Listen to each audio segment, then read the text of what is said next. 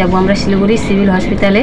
ওইদিকে টাটা দিচ্ছি সিভিল হসপিটালে বড় লাইন আমি প্রথম দেখলাম। আর এবার ভিড়টা দেখো, আর এখানে এদের মধ্যে না কারো কোনো রিক্স বলে মনে হচ্ছে না। যে সবাই যে পুলিশ মামাটাকে দেখতে পাচ্ছে না, সে কিছু বলছে না, যে চারিদিকে এত মানুষ কি আর। এখানে একটা বুনু ব্যাগ নিয়ে সোজা গেলাম আমরা মাল বিরিয়ানি খাবো আজকে। Flashback. Hello guys, good morning. তোমরা সবাই কেমন আছো? আশা করি তোমরা সবাই ভালো আছো। আর আজকের ব্লগটা স্টার্ট করলাম। আমি রেডি হয়ে গেছি, আমি যাব বাবার সঙ্গে বনুর বাড়ি থেকে যাব আমরা শিলিগুড়ি সিভিল হসপিটালে। তো কেন যাচ্ছি সেটা তোমরা পুরো ব্লগটা দেখো, বুঝতে পারবা, স্কিপ করবা না। তো চলো এখন যাই আগে, তারপরে কন্টিনিউ হচ্ছে। গাইস দেখো, আমাদের সঙ্গে আমার ভাগিনা যাবে, গাড়িটা ছাড়ছে না, তাই না? কি তুই আমাদের সঙ্গে যাবি?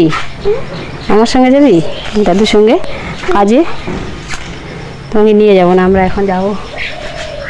তুমি নামো এখান থেকে, বাইক থেকে নামো নামো নামো, আমরা যাবো। টাটা, টাইম হয়ে গেছে বোকা, 8টা বাজে। তো চলো বেশ।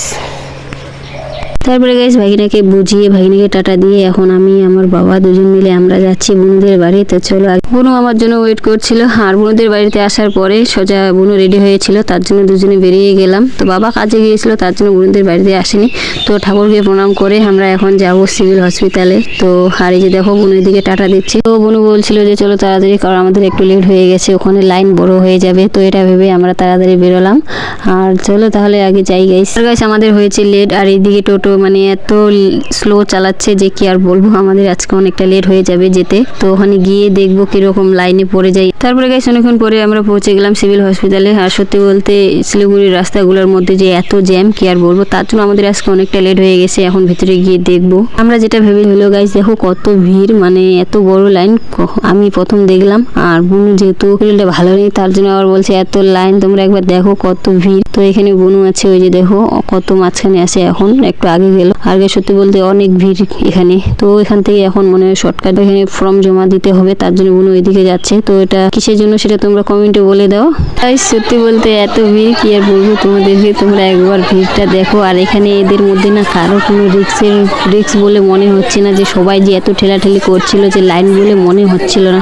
দূর লাইন দেখার পরে আমি একটু জানলা দিয়ে বাইরে লাইনগুলো দেখছিলাম, যে বাইরেতেও এত ভিড় আজকে, যে কি আর বলবো। তোমরা দেখো লাইন কত দূর পর্যন্ত চলে গিয়েছিল।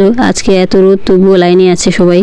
গাইস এইখানে দেখো এত ভিড়, মানে দুইটা লাইন এখানে কেউ বুঝবে যে এখানে দুইটা লাইন আছে গাইস। সবাই না মাঝখানে গিয়ে ওই ফার্স্টে গিয়ে দরজার সামনে লাইন দিয়ে দেয়, যে যেখান থেকে আসে সবাই শুধু ওই ফার্স্টে গিয়ে লাইন দিয়ে দেয়, হচ্ছে ওদের চলে যায়। আর এখানে যে পুলিশ মামাটাকে দেখতে পাচ্ছে না, সে কিছু বলছে না, যে বলে দিতে পারে যে মাঝখানে কেন যাবো, সোজাসুজি লাইনে যাও, এটা বললে কিন্তু হয়ে যায়, কিন্তু কেউ কিছু বলছে না। আর এখানে দেখো চারিদিকে এত মানুষ, কি আর বলবো তোমাদেরকে, তোমরা দেখে বুঝতে পারছো এত ভিড়। আর সবাই যে এত ঝগড়া করতে পারে, যে আমার আজকে এত মাথা খারাপ হয়ে গেছে না।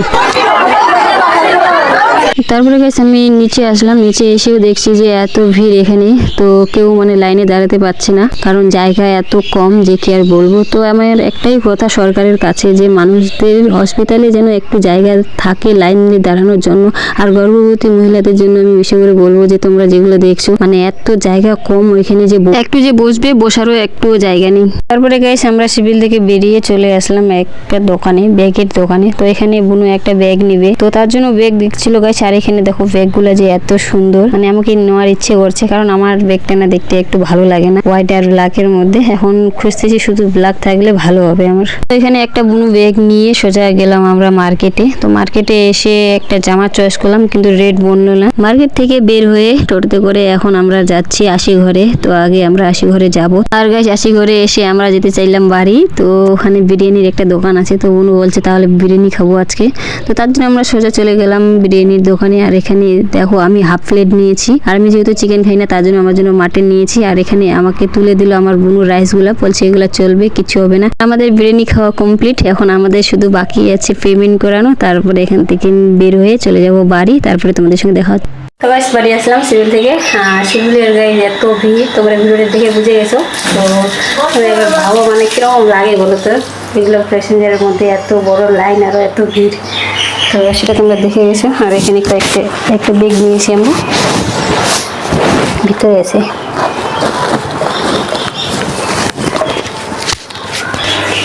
এইটা ব্যাগ নিয়ে আসছি, দেখো ব্যাগটা কিরকম লাগছে, এটা নিয়ে আসি। চলে গেছে স্নান করে তারপরে কন্টিনিউ হচ্ছে।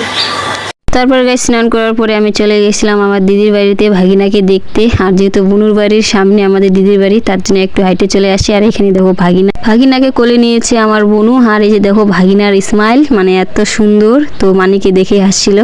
আর এইদিকে আমার ভাগিনী বলছে আমি তোমার ভিডিওগুলো দেখি, একটু আগে আমার ভিডিওটা দেখলো, মানে যেটা আমি ছেড়েছিলাম শর্ট, তো ওই ভিডিওটা দেখে বলছিল তুমি মন্দিরে গিয়েছো মানে আমাকে নিয়ে যাওনি, মানে এরকম কিছু বলছিল।